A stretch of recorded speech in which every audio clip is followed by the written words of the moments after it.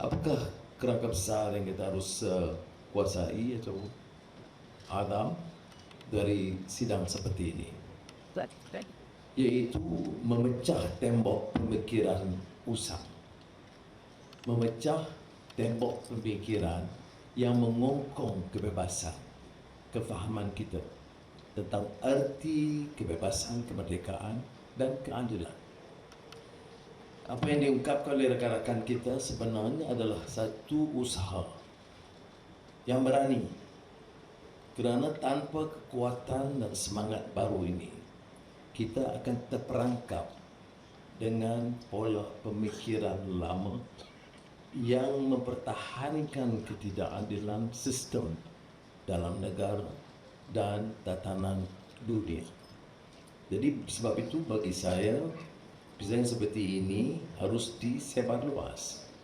Bila kita bicara dalam kerangka bersikap madani, walaupun kita masih terikat dengan keperluan menjaga pertumbuhan ekonomi, tidak boleh terlepas dari soal ihsan dan kemanusiaan.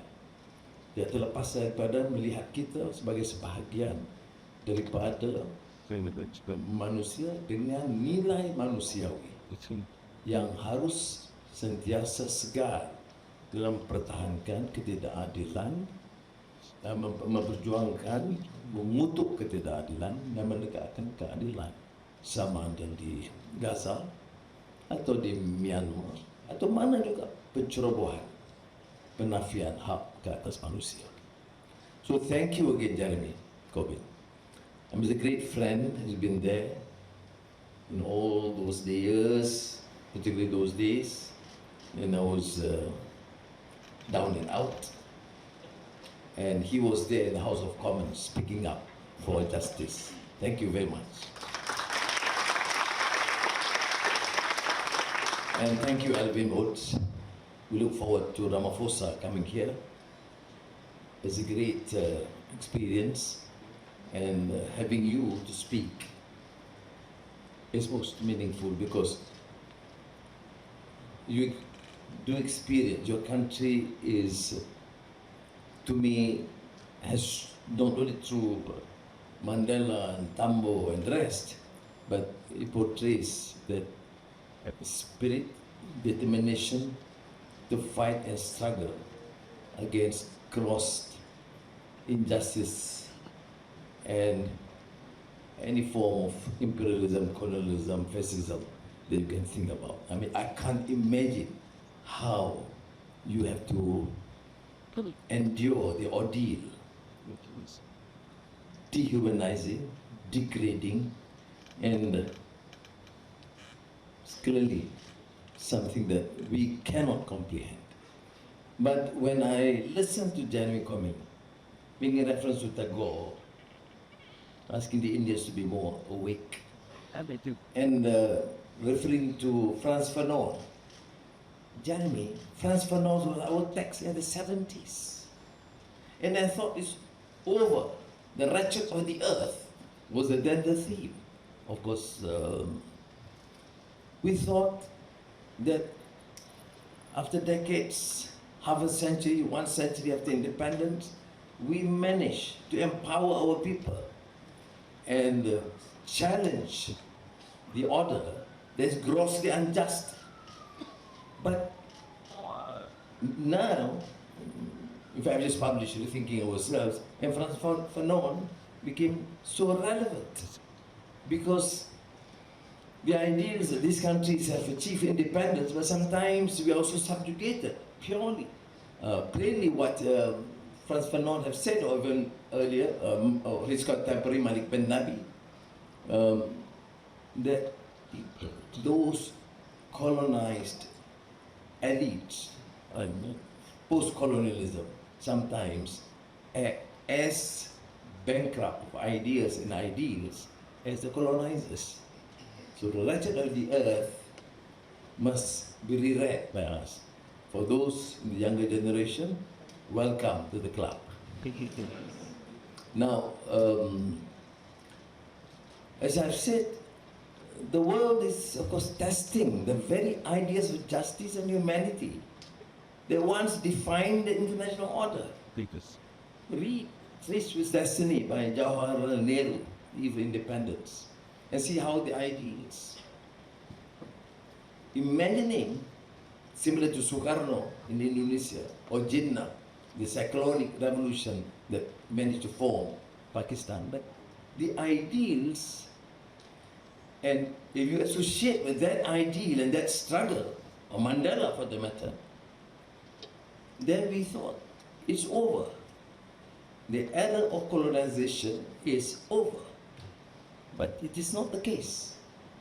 And it is a challenging task, it's an arduous task.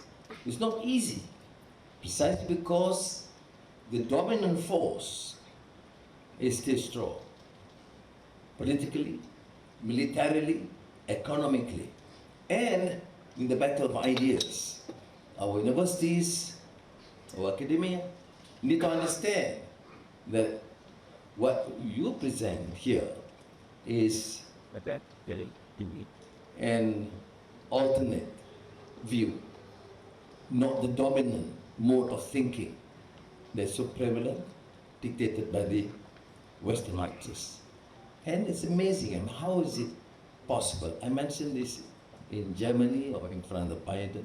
I said, how is it possible that these countries that preach and hector about democracy, human rights, and justice not only can condone but support colonization and all the evils that are taking place? And of course, the classic case is, of course, Gaza. So the moral weather of our age has turned cold. Institutions that once promised to command trust, or rules that was once invoked when convenient, and now ignored. And they hinder, of course, the ambition, the struggle,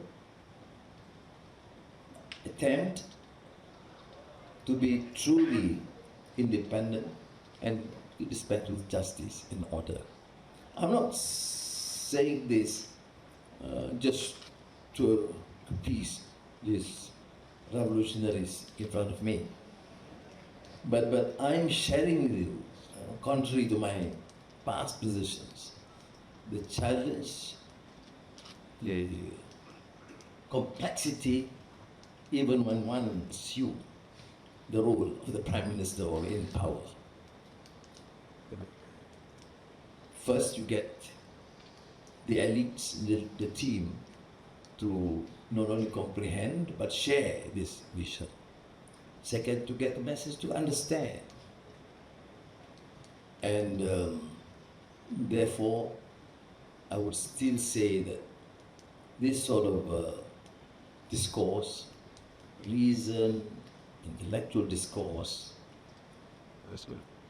to debate on, to me, more substantive issues on order, the world order, contrary to the ones dictated by the rest. Of course, we have to see the world as it is, but that does not mean accepting it as it stands. The world will always be imperfect, yet to accept injustice is injustice as inevitable, is to abandon the whole idea of civilization. And power without restraint, it corrodes both order and those who wield it. So, Jeremy mentioned that nowhere has the failure of conscience in recent times have been more visible than in Gaza. I detest this not only contradiction but the hypocrisy of those leaders beside me in the bilateral engagements, in regional meetings, harping about human rights and justice and order. and still condone these atrocities against people. If I asked, are they because they are colored, or because they are Arabs, or because they are Muslims? I fail to understand. And speaking with such confidence and a clear conscience and condoning these atrocities, when we have watched neighborhoods erased in minutes, civilians bombed, hospitals flattened, and aid convoys turned back, the law is cited but never enforced. So to me, it's not a mere humanitarian catastrophe. It is the moment when belief in law itself begins to fade. When law becomes selective, it becomes propaganda. When power no longer feels the need to justify itself, barbarism returns dressed in modern, sophisticated clothes. Malaysia took a stand because silence was no longer an option. We have committed, of course, with a low capacity, 100 million initially, in humanitarian aid for Gaza, and working with Japan jointly amongst East Asian countries to mobilize more support. We also support the NGOs in the global flotilla, and thank you. It means a lot to us. We have devoted considerable diplomatic and political capital, engaging partners in the Middle East and beyond. Malaysia has spoken up where it matters and whenever, wherever we can. Now, with the latest fragile ceasefire in place in Sharm el-Sheikh, we are monitoring by the minute, there is a glimpse, faint but real, of peace. But as you know, Malaysia is one of the few countries, with South Africa, Bolivia, Brazil, that supports ceasefire with strong reservations. There's no plan for comprehensive peace, no guarantee of return to the Palestinians, and no clear categorical statement to guarantee the formation of an independent state of Palestine. So it must not, we welcome, of course, the initiative, even if by President Donald Trump. But we must be honest enough to state that we do not want another pause between wars. We were dealing with Netanyahu and his cabinet, who made no pretensions. They are not going to honor that. So the ceasefire, as far as we are concerned, must be a doorway to rebuilding Gaza, to restoring dignity, and to recognizing the Palestinian right to live freely in their own land. But Gaza, interestingly, reminds us that morality and power are never easily reconciled. Morality and power. It reminds me of Desmond Tutu.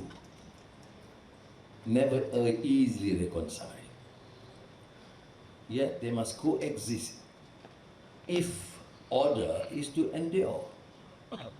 So it is this struggle between the demands and the dictates of our conscience and the realities of power that defines the task of responsible leadership today. Outrage has its place. Without moral anger, there can be no justice.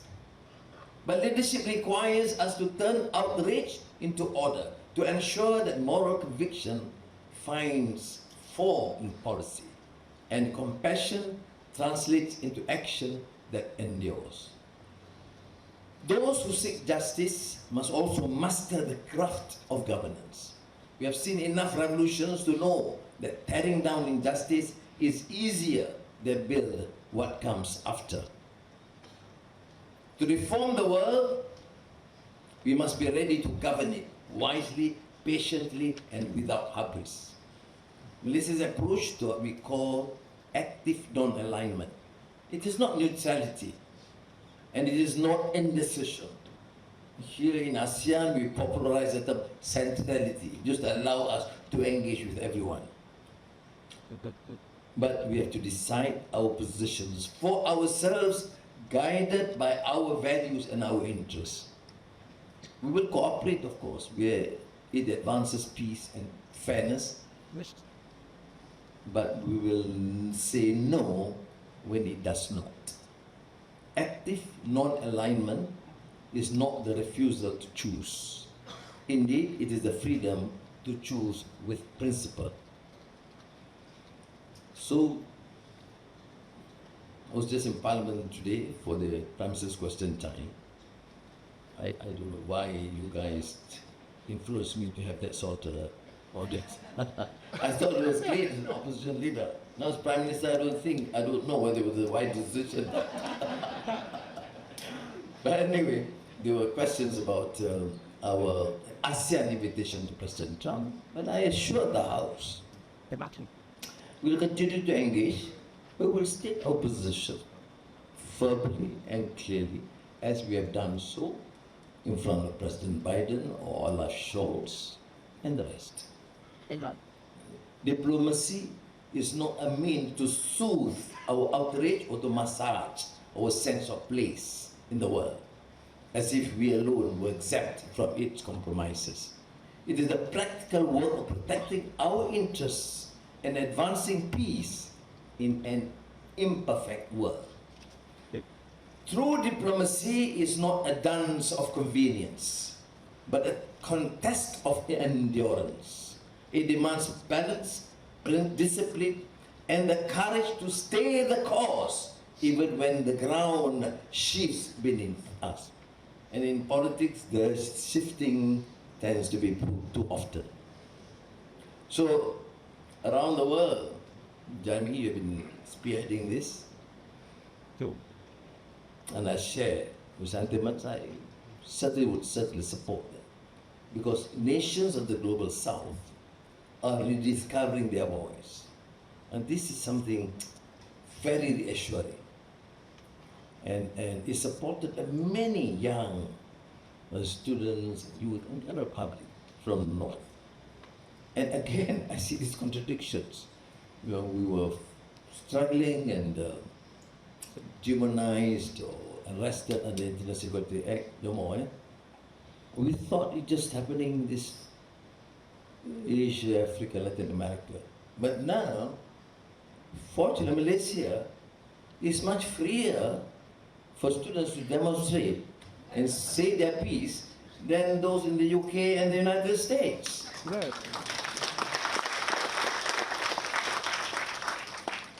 So, you see such contradictions.